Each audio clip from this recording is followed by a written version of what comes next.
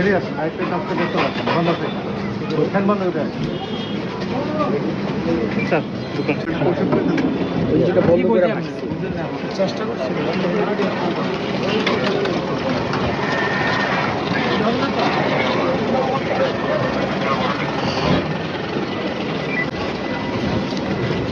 বেরিয়ে আসুন, আরেকটা কাজ করতে পারছেন, বন্ধ আছে, ফ্যান বন্ধ করে আসুন।